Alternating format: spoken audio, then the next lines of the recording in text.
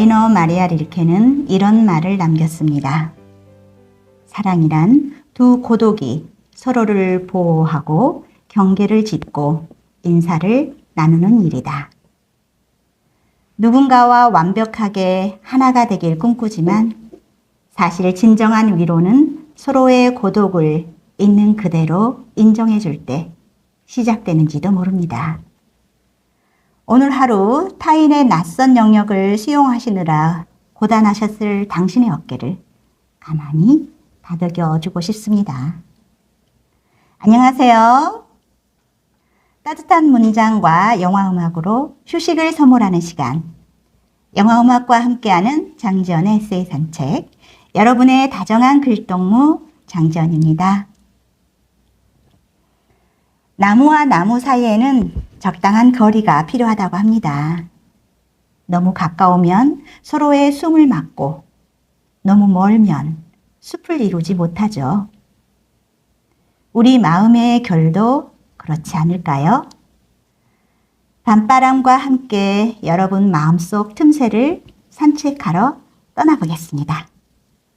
오늘 산책의 문을 활짝 열어줄 첫 곡입니다. 드라마 도깨비의 OST 중 찬열과 펀치가 부른 Stay With Me를 피아노 버전으로 준비했습니다.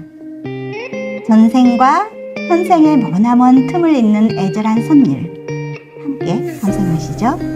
Stay With Me. 나의 두 눈을 감으면 떠오르는 그 눈동자 자꾸 가슴이 시려서 잊혀지길 바랬어. 꿈이라면 이제 깨어났으면 제발 정말 네가 나의 운명인 걸까. 넌 falling you. 운명처럼 너를 falling 또 나를 부르네 calling 헤어나올 수 없어 제발 homie 내 인연의 끈이 넌지 기다린 네가 맞는지 가슴이 먼저 왜 내려앉는지 내 마음속 깊은 곳에 네가 사는지 내 안에 숨겨왔던 진실 나의 두 눈을 감으면 떠오르는 그 눈동자 자꾸 가슴이 시려서 잊혀지길 바랬어. 꿈이라면 이제 깨어났으면 제발 정말 네가 나의 운명인 걸까. 넌 falling you.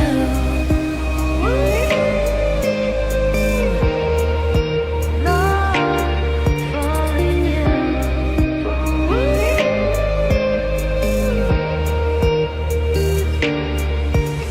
가슴은 뛰고 있어 여전히 날 보고 있어 자꾸만 숨이 막혀서 아직은 멀리에서 너를 지켜보고 싶어 내가 또 왜 이러는지 처음 너를 봤을 때부터 다르게 운명의 시간은 또 더디게 갈지 내 가슴은 널 향했고 내 심장은 다시 또 뛰었고 꺼져버리던 희미한 불빛 너로 인해 다시 타오르는 눈빛 마치 오래전부터 널 사랑한 것 같아 뭔가에 끌리다 끌려온 것 같아 나의 두 눈을 감으면 떠오르는 그 눈동자 자꾸 가슴이 시려서 잊혀지길 바랬어.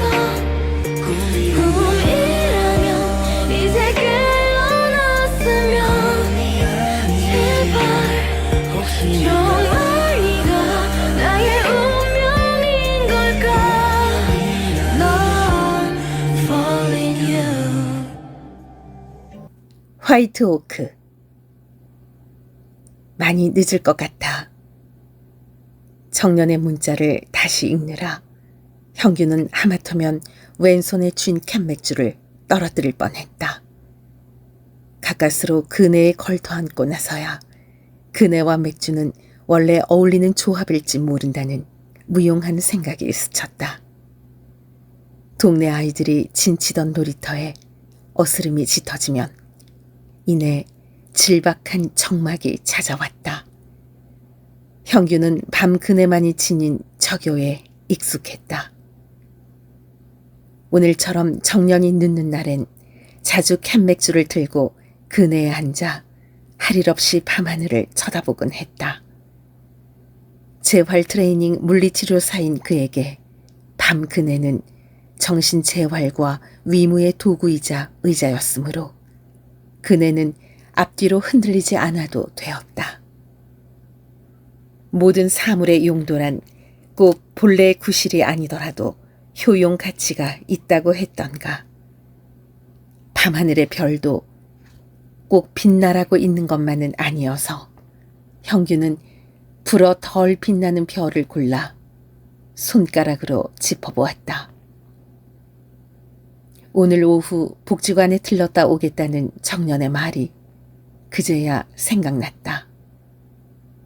형규는 정년의 많이라는 문자가 저녁나절을 뜻하는 건지 칠흑 같은 밤을 말하는 건지 내일까지를 말하는 건지 당최 알 도리가 없었다. 정확히 말해주지 않고 변죽 울리는 정년이 원망스러웠다. 정년의 핸드폰은 불통이었고 복지관 근무자는 퇴근했을 것이다. 밤이 깊어갈수록 무슨 일이 생긴 건 아닐까라는 근심이 더해져 어둠의 농도는 사뭇 다른 느낌이었다. 내일 해가 뜨면 제일 먼저 복지관에 전화를 걸어봐야겠다고 생각하며 맥주를 들이켰다. 어린이집 교사였던 정년은 한올 아동복지관의 교육봉사뿐 아니라 먹거리 나누기 봉사에 쉬지 않고 참여했다. 한 번은 고구마 스틱을 만들어 아이들에게 갖다 준다고 해서 30개가 넘는 고구마 껍질을 감자칼로 벗기고 튀기는 것을 형규가 도와준 적이 있었다.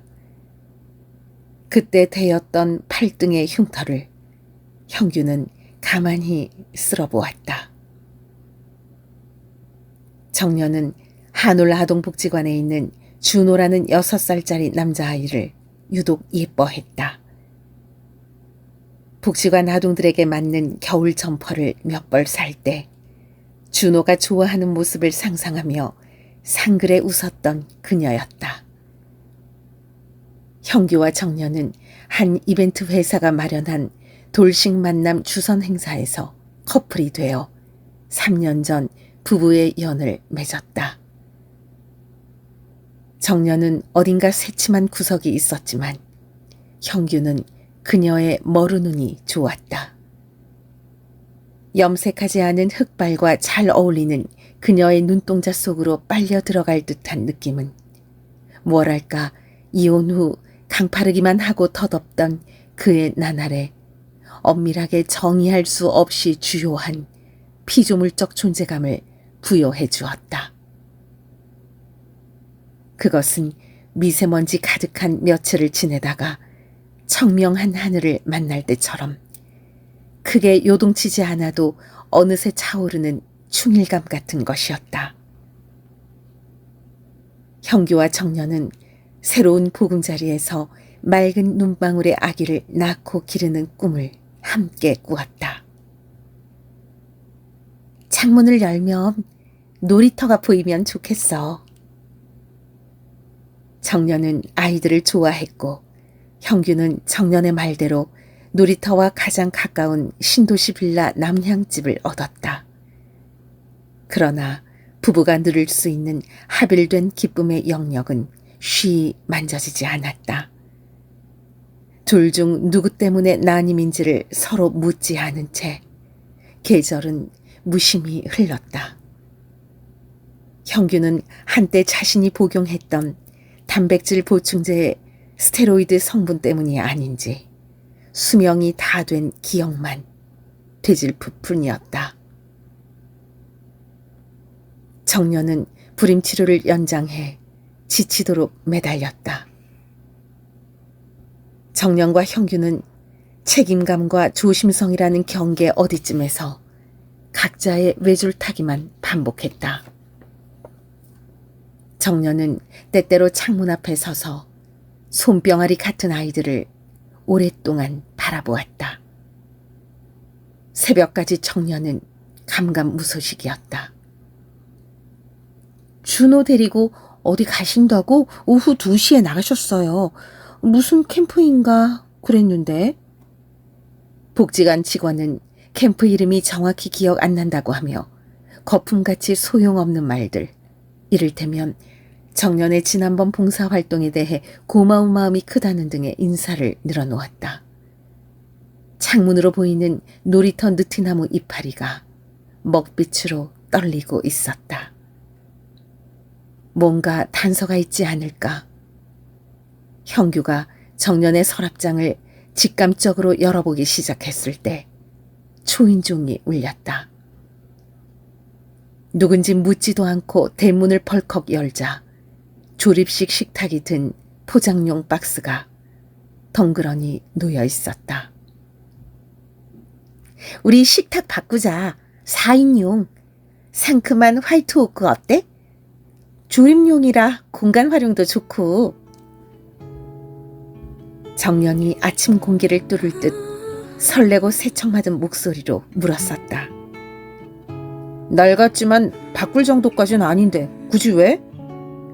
봐봐, 나뭇결이 뒤틀리고 삐딱해졌잖아. 뜨거운 거 자주 올려서 그런가? 색깔도 자주 보니 어둡고. 언제는 옹이가 살아있는 통원목 식탁이 좋다더니 금세 실증이 난 표정으로 주문 버튼을 눌렀었지 아마.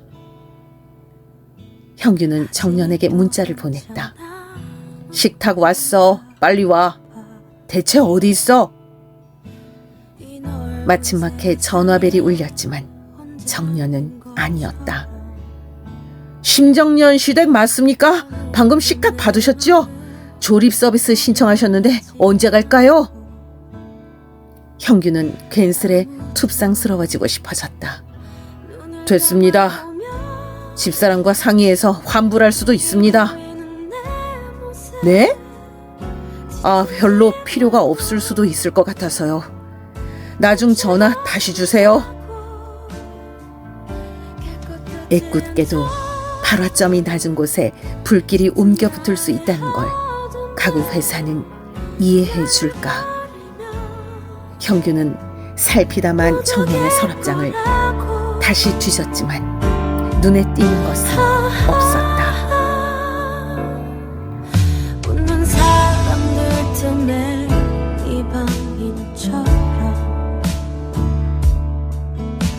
혼자만 모든 걸 잃은 표정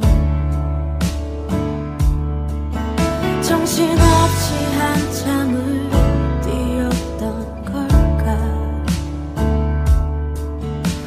이제는 너무 멀어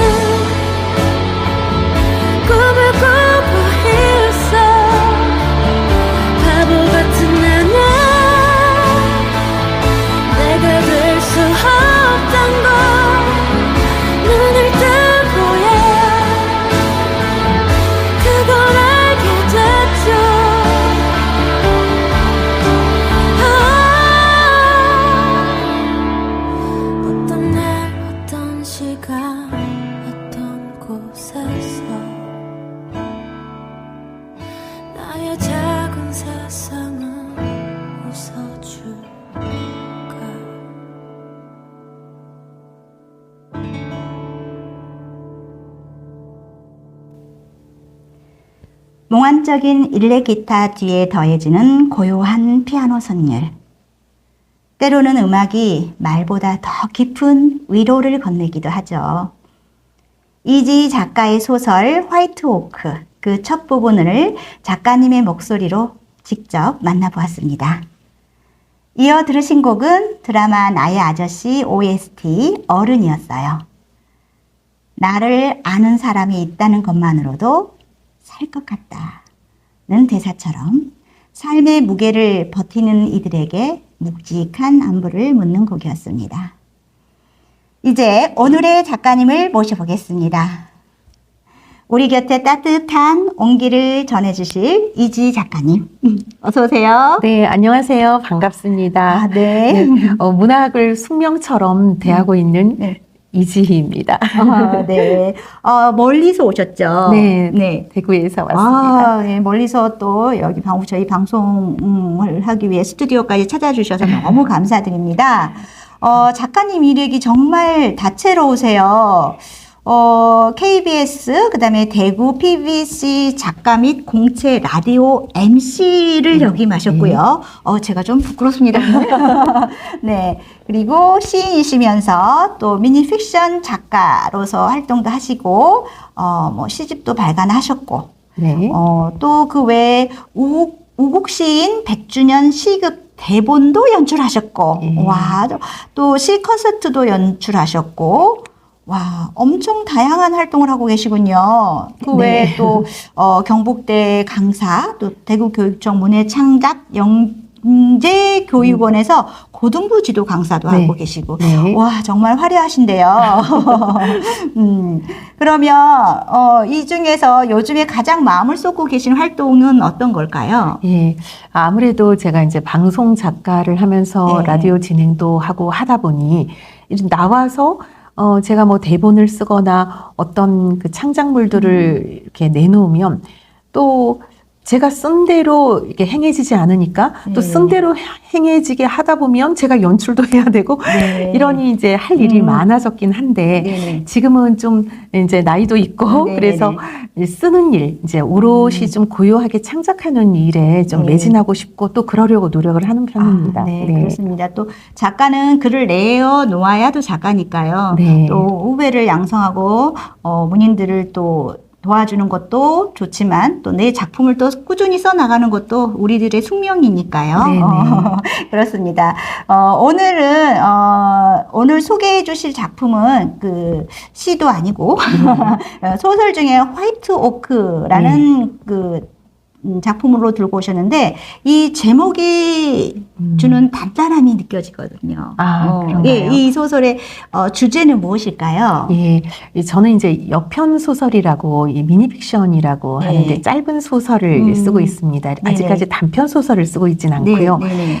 이렇게 그때그때 생각이 들면 이렇게 시로 쓰다가 이거는 시 소재라기보다는 이거는 좀 긴 문장으로 서사가 있는 이야기로 풀어내는 게 더 좋겠다 싶으면 이거는 소설로 써야지 하고 밀어놨다가 네네네. 이제 여편 소설로 쓰는 편인데요. 네. 화이트 오크는 이제 이 화이트 오크 그 나무결 아닙니까? 네네네. 근데 이 내용 안에서는 그 사건의 전환점이 되는 이제 4인용 식탁을 여주인공이 마련하고자 할 때 그 이제 새로 바꾸자라고 하는 네. 화이트 오크 식탁인데 저는 여기서 나타내고 싶었던 게 처음에 나무를 보면 이렇게 하얀색 나무결이 예쁘네 하는 생각도 들었지만 뭔가 처음에 나무 색깔이라 그러면 이제 갈색 고동색이었다가 이제 하얀색으로 이렇게 바뀌면 적응이 되듯이 이제 그런 의미를 띠고 있는데 우리가 어디까지나 살면서 돌발적인 상황을 맞이할 수도 있고 네. 우리가 예견치 못했던 그런 이제 힘든 상황과 마주할 수도 있고 또 이질적인 사람, 이질적인 사건들이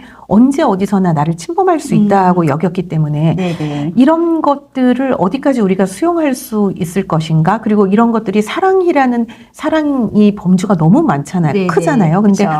이 사랑의 범주 안에 어디까지 담을 수 있을 것인가를 좀 탐구한 작품입니다. 네. 네. 그러면 이 화이트 오크는 이제 몇 편이니까 짧은 네. 거잖아요. 네. 그 작품이 소개되었던 예. 책이 예. 이거네요. 예, 그죠? 예. 앵무새 키우는 남자. 남자라고 아, 이제 요는 대구 미니픽션 작가님들과 같이 이제 공저로 낸 좀 예전에 낸 작품 안에 네네. 제가 처음에 초기에 썼던 화이트 오크인데 처음에 썼지만 제가 그래도 가장 애착을 가지고 있는 작품이기도 합니다. 네네. 네.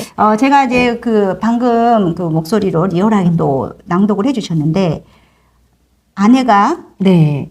식탁을 시켰는데 예. 남편이 받아서 예. 오늘 이거 취소할 수도 있어요 라고 하잖아요. 예.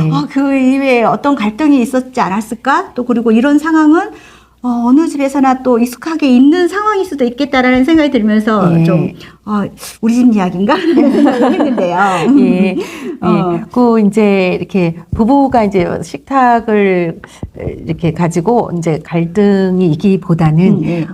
이제 식탁을 4인용으로 했으면 좋겠다라는 아내의 생각 안에는 가족이 늘어날 수도 있다라는 암시가 이제 네. 섞여 있는 거죠. 그래서 그렇군요. 네, 아이를 원하는 이 아내가 이제 사실은 마지막에 보면은 그 준호라는 남자 아이가 이제 숨겨진 아들이었거든요. 근데 이 작품을 보고 다들 이렇게 말합니다. 아니, 아들이 있는 것을 그럼 숨기고 결혼했다는 말이야 라고 이렇게 생각을 할 수도 있는데 거기에만 초점을 두기보다는 이제 저는 그래요. 이렇게 세상에는 많은 거짓말들이 있고 또 선의의 거짓말들도 있고 배려를 빙자한 거짓말도 이렇게 있는데 우리가 어떤 사람을 이제 온전히 또 품어 안는다고 할 때 어디까지 또 수용할 수 있을 것인가?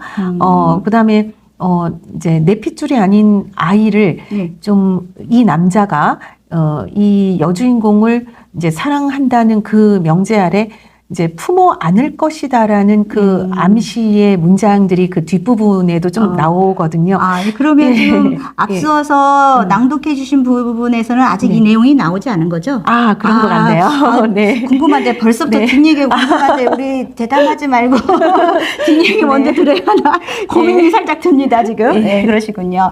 보통 저희가 작품을 쓸 때는 뭐 시를 쓸 때도 그렇고 에세이를 쓸 때도 그렇고 소설을 쓸 때도 마찬가지지만 어떤 하나의 소재가 눈에 딱 꽂혔을 때 그래서 이 이야기를 써봐야 되겠다라고 먼저 사실은 생각하잖아요. 주제를 먼저 뭐 생각하고 쓰는 경우도 있지만 하나의 소재가 딱 마음에 꽂혔을 때 이 이야기를 이렇게 풀어보면 좋겠다라고 하시잖아요. 그러면 이 화이트 오크도 그 일상에서 어디에서 발견한 소재일까요? 이제 화이트 오크도 그렇지만 제가 이제 그 시를 쓰거나 문학을 할 때는 항상 이렇게 어떤 걸 먼저 생각하냐면 좀 틈새 있는 것들을 먼저 생각합니다. 그러니까 사이에 있는 것, 틈새 있는 것은 이게 규명되지 않는 것들이거든요. 그러니까 여름과 가을 사이에도 여름도 아닌 가을도 아닌 그렇죠. 어떤 계절들이 있지 않습니까? 근데 사랑과 미움 사이에도 그런 것 같아요. 그러니까 사랑이라고도 말할 수 없고 미움이라고도 말할 수 없는 뭔가 양가 감정들이 너무 많이 존재하는 것 같고 그래서 저는 이제 문학을 하는 이유 자체가 이제 규명할 수 없는 것들에 좀 이름을 붙여보고 호명해보고 규명할 수 없는 감정, 규명할 수 없는 명명할 수 없는 사건들을 좀 끄집어내서 이 시로 옮겨보고 짧은 소설을 좀 옮겨보고 싶다. 그래서 그렇게 먼저 생각을 하고 이야기를 서사를 나중에 생각하는 이제 그런 편이긴 합니다.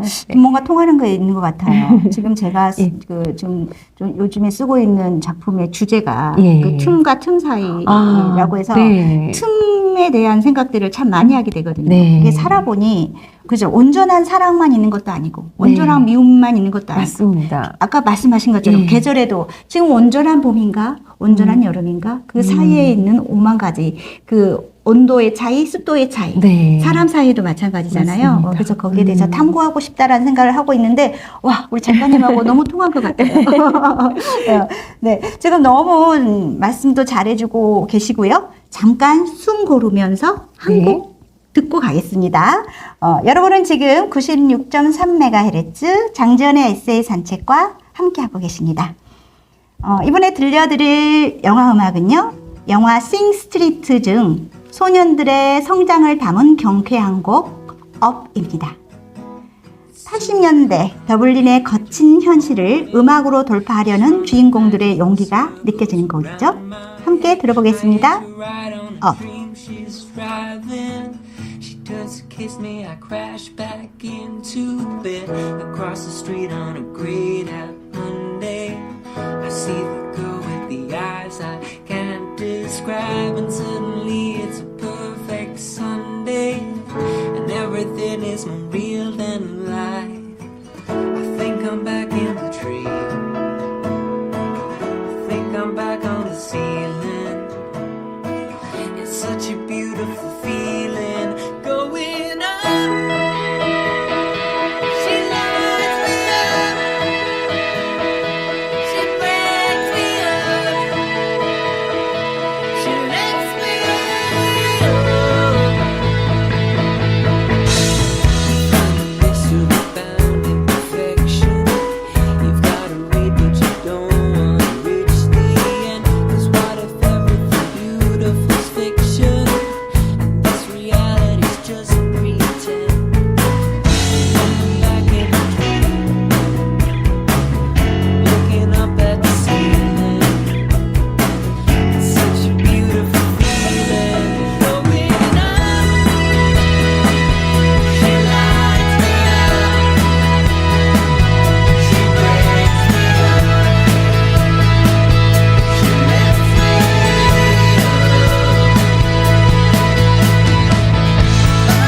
to the stars. She's yours, Street, Georgia Street, miles below me. Where the world won't let us down.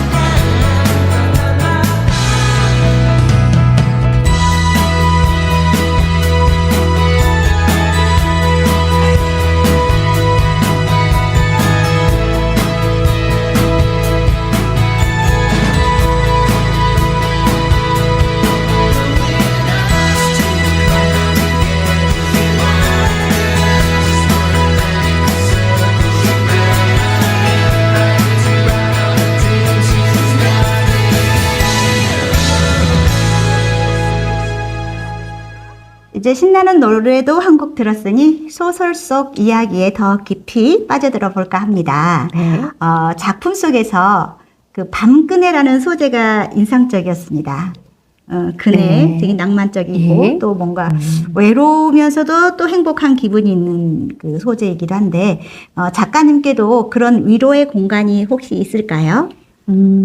예, 이제 밤 그네는 제 시집에도 이렇게 나오는데요. 네네. 그러니까 이제 그네는 원래 이렇게 탈하고 앞뒤로 흔들리고 탈하고 있는 건데 밤의 그네는 탈하고 있는 거라기보다는 네. 어떤 마음이 힘든 사람들을 치유해주는 그렇죠. 공간이라는 생각이 들었어요. 맥주병을 들고 이제 네. 맥주를 마시면서 앉아 있을 수도 있고 힘든 일이 있을 때 하늘을 쳐다보면서 그냥 멍하니 그냥 이렇게 멍 때리면서 앉아 있을 수 있는 공간인데 저는 개인적으로 제가 사는 집 앞에 아파트 앞에 이렇게 배드민턴을 칠 수 있는 공간이 동과 동 사이에 이렇게 네트가 있거든요. 네네. 거기에 벤치가 하나 있는데 사람들은 오가지만 그 벤치에 신경을 쓰지 않거든요. 그래서 그 벤치에 좀 앉아서 하늘도 쳐다보고 바람도 느끼고 그냥 나뭇잎을 스치는 어떤 소리도 좀 느끼면서 밤에 가만히 앉아 있어도 그냥 아무도 신경을 안 쓰는 그런 공간이 하나 네. 있습니다. 그래서 네. 거기가 조금 치유의 공간인 것 같습니다. 맞습니다. 어딘가 이렇게 바쁜 와중에서 잠시 나를 놓아놓을 수 있는 곳이 있다라는 것은 네. 그것이야말로 우리 삶의 고단한 삶의 틈새에서 나를 살려주는 게 아닐까. 네. 기존에 숨구멍이라고 이제 표현을 했는데, 그렇죠. 네. 그런 게 있어서 너무 좋으네요. 그러면 지금 MC 라디오 MC도 하셨고 예. 해서 그 내레이션 목소리가 너무 좋았어요. 그런가요? 네. 제주가 정말 자주 다재다능하신 그 재능을 갖고 있는데요. 혹시 이 예. 예쁜 목소리, 또 바른 목소리를 내는 뭐 팁이 있을까요? 저는 목소리가 예쁘다고는 한 번도 생각을 하지 않았는데, TV라는 건 잘 모르겠습니다. 제가 건강 관리를 별로 안 하는 편이긴 한데요. 그냥 이제 또 부모님께서 네. 또 이제 아버지가 옛날에 이제 지금 돌아가셨지만 네. 늘상 음악을 좋아하시고 기타를 치시면서 네. 가족이 함께 모여서 항상 이렇게 아직까지 생각난 노래가 뜸북뜸북뜸북세 이제 그런 네. 노래로 화음으로 같이 하고 어려서부터 그렇게 노래를 생활화해서 네. 그렇지 않을까 그런 생각이 들긴 하네요. 그러니까 어렸을 때부터 네. 노래를 또 많이 하셨고, 그리고 이제 이게 듣다 보면 굉장히 귀에 쏙쏙 잘 꽂혀요. 예. 그러면 이게 글을 단순히 읽는다고 해서 이게 네. 다 감동을 주지는 않거든요. 네. 그래서 조금 기술적으로 들어가서 예. 좀 어떻게 했을 때가 가장 그 전달력이 좋다라고 말씀해 주시겠어요? 네. 지금 말씀하시는 거는 이렇게 낭독 수업인데 네, 낭독 네. 수업에서 제가 말씀을 드리는 건데 네. 왜냐하면 네. 저희가 주로 네.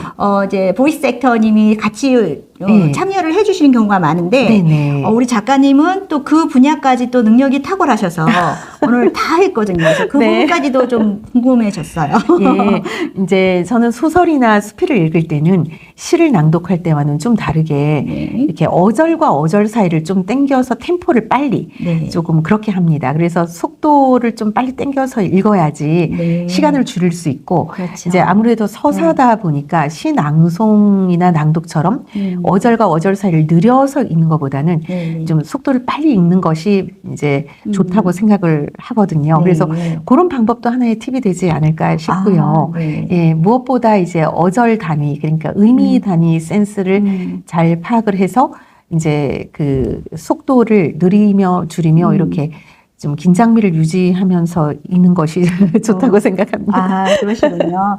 네. 자, 그러면 우리 이제 다음에 또 소설 뒷부분을 들어볼 텐데요. 네. 그 뒷이야기를 미리 좀 아까도 예, 예, 언뜻 미리 힌트를 많이 주셨는데 예.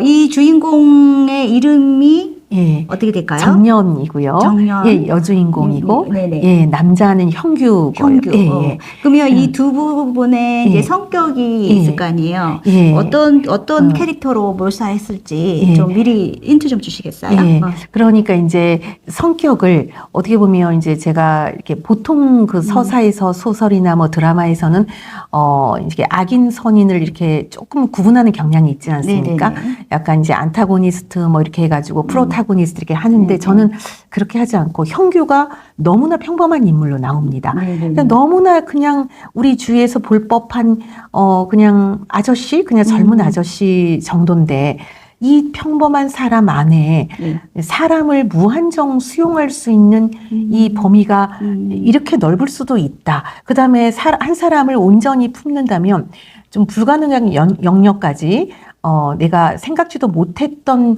내 안에 어떤 큰 부분까지 좀 그릇이 나올 수도 있다라는 걸 좀 말하고 싶었습니다. 그래서 네. 인물은 굉장히 평범한데 정년 같은 경우에는 어떻게 보면 이렇게 아들이 있다는 것을 말을 하지 못한 채로 얼마나 알았겠습니까? 근데 네네네. 이 알는 지점은 나오지 않지만 이 대사 하나에서 뭐 놀이터가 있으면 좋겠어라든가 이렇게 대사 하나하나에 이렇게 숨어 있는 그 내면들이 있거든요. 네. 그래서 이 정념도 알는 지점은 나오지 않지만 속으로 알았다는 것을 우리가 좀 느낄 수 있고, 그 다음에 어떻게 보면 우리가 질책할 만하지만 네. 왜 그런 말을 하지 않았어 하고 질책할 만하지만 또 이 형규라는 사람을 또 정말 사랑하고 믿기 때문에 언젠가는 그런 말해야지 하는 다짐을 또 품고 있었을 수도 있고, 그래서 인간의 나약하지만 좀 다른 부분이 있다는 것을 마음속에는 누구나 이렇게 자기 내면만의 이제 자기 고유의 어떤 생각이 다 있을 수 있다라는 것을 좀 이 소설을 통해서 보여주고 싶었던 것 같습니다. 네. 지금 이렇게 작품 소개를 들으니까 이게 소설을 이해하는데 되게 도움이 되는 것 같습니다. 네. 보통 이제 소설 하면은 단편을 해도 7, 80장, 네. 그렇죠. 뭐 중편, 그다음에 뭐 장편으로 가면 뭐 책이 몇 권이 될 수 있잖아요. 예. 그렇게 많이 풀어져 있어서 충분히 이해하고 그 주인공들의 서사를 이미 이제 채워 나가면서 이해를 할 수 있는데 예. 이 미니 픽션은 그 짧은 거 안에 그 서사를 다 담는다는 게 너무나 어려워서 예. 마치 시처럼 예.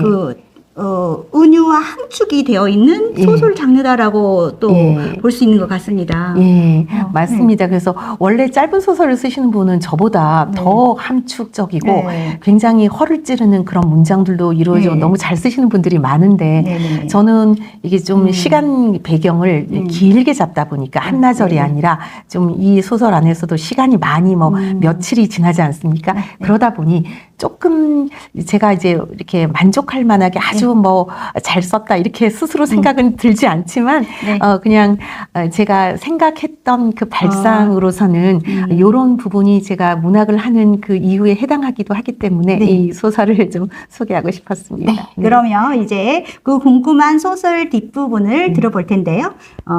직접 또 해주실 거죠? 예. 네. 그러면 뒷부분 이어 감상하기 전에 음악 한 곡 더 듣고 들어가겠습니다. 이번에는 작가님이 선곡 하나 해주시겠어요? 네. 어떤 음악을 준비해 주셨을까요? 예, 영화 그 올드보이에 네. 나왔던 그 OST 중에 네. The Last Waltz 네. 한번 같이 들어보고 싶습니다. 네. 작가님이 직접 선곡해 주신 곡, 영화 올드보이의 OST, The Last Watch입니다. 15년간의 감금 끝에 마주한 날카로운 진실, 그 잔혹한 미장센과 기묘하게 어우러지는 우아한 왈츠 선율이죠. 아저씨. The Last Waltz 들어보겠습니다.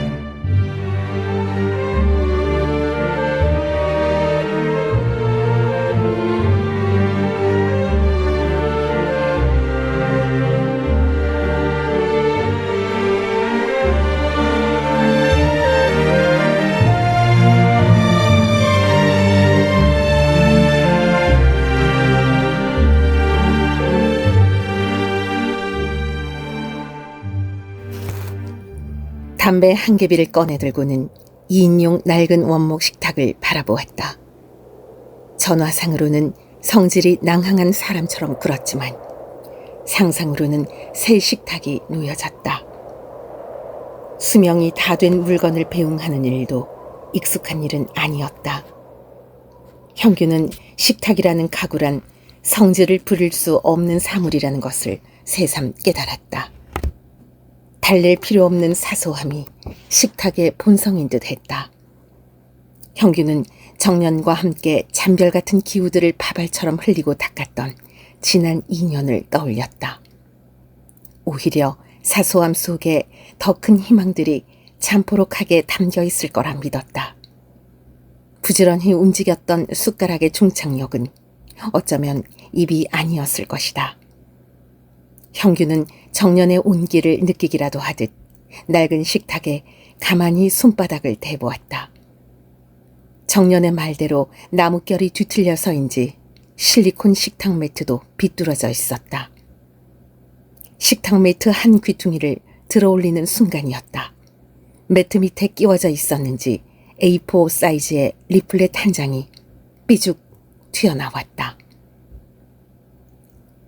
엄마와 함께하는 달빛 캠프, 산림재단 주최 힐링 캠프에 참여해보세요. 스마트폰 없이 숲속에서 뛰어다니며 즐기는 캠프, 어린이 쿠킹 클래스, 고구마 화덕구이, 천문대 활동, 다양한 흥미거리를 즐기세요. 형규는 깊이 빨아들인 담배 연기를 느리게 내뿜다가 컥컥 기침을 했다. 달빛 캠프가 열리고 있는 곳으로 시동을 걸어야 했다. 때 아닌 날비가 내리고 있었다. 캠프가 열리는 곳에도 비가 오고 있을까? 형규는 걸맞지 않는 자신의 걱정에 헛웃음이 나왔다. 운전을 하며 한 번도 보지 못한 준호의 모습을 상상해 보았다. 1시간 남짓 달려 도착한 캠프장 주차장에서 오르막길을 올라야 캠프장 강당으로 향할 수 있었다. 아름드리 나무들이 감싼 오르막길을 형규는 우산 속에 얼굴을 감춘 채 폭폭을 넓혀 걸었다. 우산 안쪽에 고인 저교는 밤 그네의 저교와 달리 익숙하지 않은 종류의 것이었다. 견인이 없는 오르막길에서는 내리막길을 꿈꾸는 것만큼 어리석은 것도 없다 싶었다. 오히려 우산 안쪽을 고요히 감당해야 한다는 명징한 수용만이 희망보다 달콤하지 않을까. 숲속 한가운데 위치한 노란색 건물 우측에 강당이 있었고 체험실과 교실이 평행으로 배치되어 있었다. 유아부터 초등학생까지 아이들의 이름이 체험실 앞에 붙여져 있었다. 아이들은 흰 부직포로 만든 요리사 모자를 쓰고 앞치마를 두른 채 반죽된 밀가루를 동글동글 굴리느라 여념이 없었다.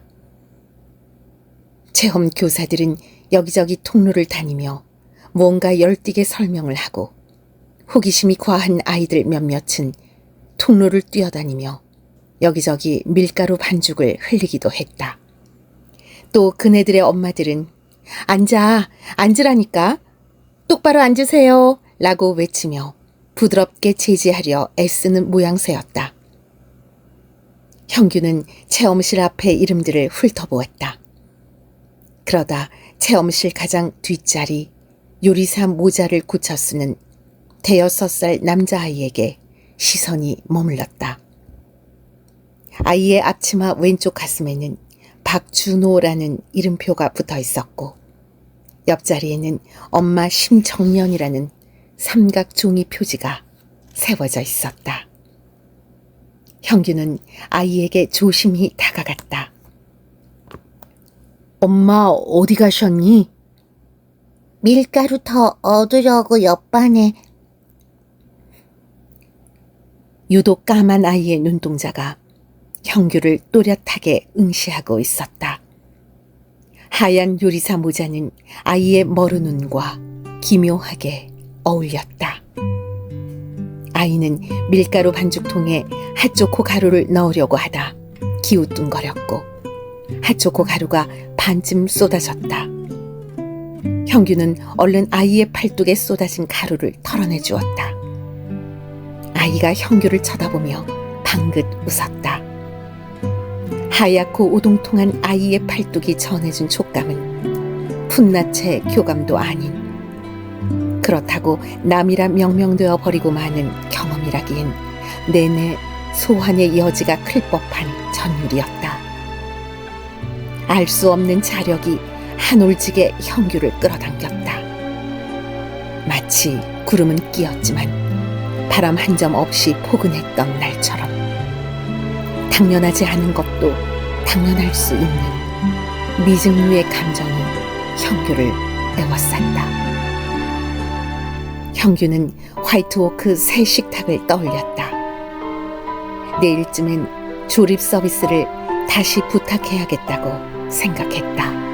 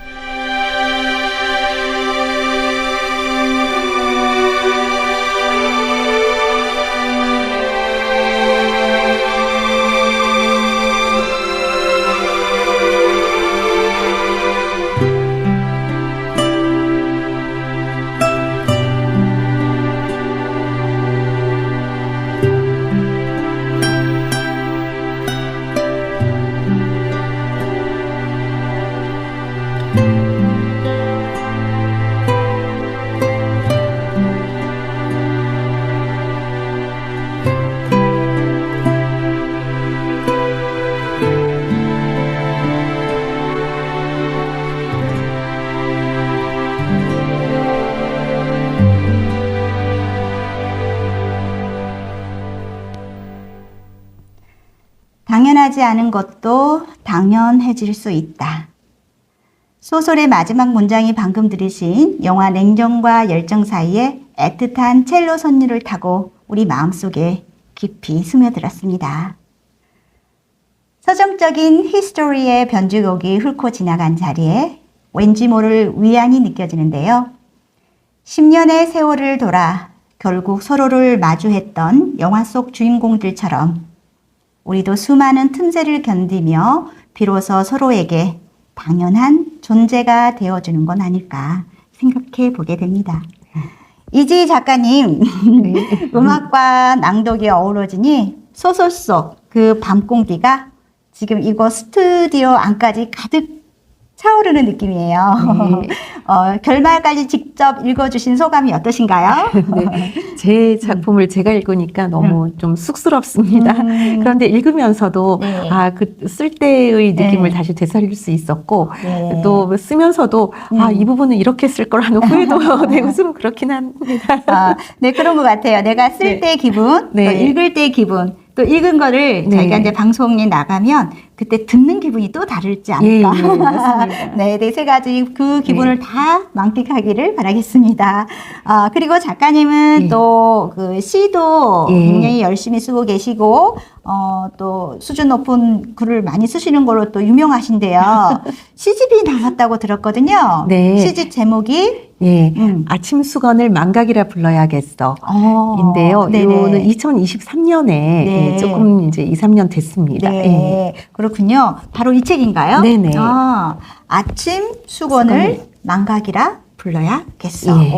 그러면 이 시 중에서 네. 어떤 시가 제일 이렇게 딱 나는 여기저기에서는 이거는 좀 제일 내가 마음에 들어. 뭐 예. 이런 시 있으실까요? 예, 한 마음에 드는 시가 한 5편 정도 있는데 네네네. 그 중에서도 이제 당분간이라는 문이라는 어. 시가 이제 예. 두 번째에 예. 자리하고 있거든요. 그래요? 예. 그러면 그 당분간이라는 네. 그 단어가 예, 예. 작가님에게 어떤 의미인지 예. 여쭤봐도 될까요? 예, 당분간이 이제 잠시라는 그 의미를 지니고 있는데 네. 이제 현재에 해당이 됩니다. 그래서 저는 이제 이 당분간도 어떻게 보면 조금 전에 말씀드렸던 그 틈새나 사이에 또 해당한다고 볼 수 있는데 네. 우리가 과거에서 미래로 쭉 가고 있는 이렇게 지점에서 현재라는 것은 어떻게 보면 지금 이 순간도 5분만 지나면 또 과거가 돼버리고 네. 그래서 현재라는 것이 있을까? 그래서 당분간이라는 어떤 기척이나 징후를 좀 말을 하면서 우리가 사람을 판단할 때도 그렇고 또 인간 관계도 그렇지만 함부로 우리가 판단할 수 없는 게 너무 많다. 이게 지나가 버리고 마는 기척이나 징후에 대해서 조금 말을 하고 싶었고 네. 불안한 현재에 대해서도 좀 얘기를 하고 싶었던 것 같습니다. 네. 예. 시간이 너무 빨리 지나는 것 같아서 아쉬움만 네. 가득 남고 예. 있습니다. 진행자님께서 너무 편안하게 이렇게 만들어주셔서 정말 고맙습니다. 네. 그러면 이 선물 같은 곡 하나 더 띄워드리며 마지막 인사를 나눠야 될 것 같아요. 청취자 여러분께도 짧게 네. 저희 또 예. 장전의 에세이 산책을 청취해주는 또 이렇게 애청자분들에게도 간단하게 이제 예. 인사 마지막 인사 한번 해주시겠어요? 네. 너무 반갑고요. 이렇게 저는 이렇게 생각합니다. 작가는 이제 시인이든 작가는 그 작품으로 그 본인을 좀 말해야 된다고 생각을 해서 또 작품으로 기억을 많이 해주셨으면 네. 좋겠다는 생각이 듭니다. 그래서 작품과 작가는 또 어떻게 보면 이렇게 다르게 느껴질 수도 있는 부분이 있거든요. 네네. 근데 이제 작품으로 말하는 내면이 진짜 내면이다라고 이렇게 기억을 해주시면 네. 정말 고맙겠습니다. 감사합니다. 우리 이지희 작가님, 우리 청취자 여러분 많이 사랑해 주세요. 감사합니다. 네, 고맙습니다. 네, 안녕하세요. 오늘 산책의 마침표는 한국 영화의 패러다임을 바꿨던 작품이죠. 영화 쉬리의 엔딩을 장식하며 큰 사랑을 받았던 캐롤 키드의 When I Dream입니다. 비극적인 운명 속에서도 결코 놓지 못했던 사랑과 소통의 꿈을 나직이 읊조리는 그 곡 들으며 저는 물러갑니다. 지금까지 연출 연홍씨, 구성 김나경, 진행의 장지연이었습니다.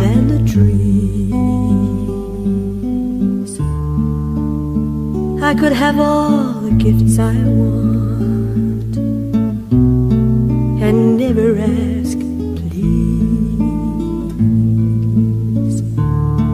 I could fly to Paris, it's at my beck and call. Why do I live my life alone with nothing at all? But when I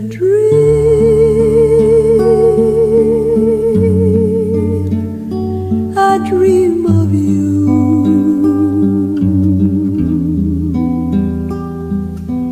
Maybe someday you will come true. When I dream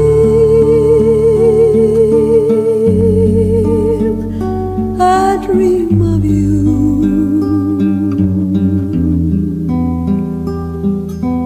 Maybe someday